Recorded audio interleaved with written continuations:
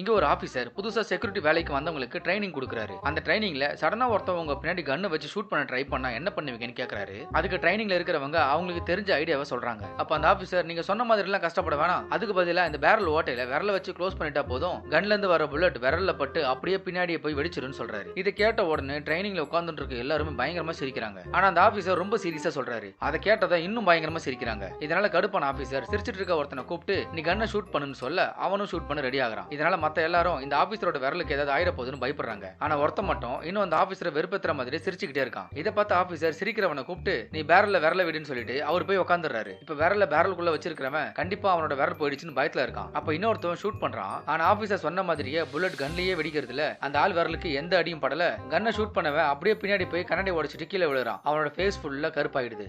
இதெல்லாம் நம்புற மாதிரியாங்க இருக்குது? ஆரம்பத்தில் நானும் தான் நம்பலை. நம்பினாதான் சோறு போடுன்னு எங்கள் தாத்தா சொன்னார். அதுலேருந்து நம்பிட்டேன்.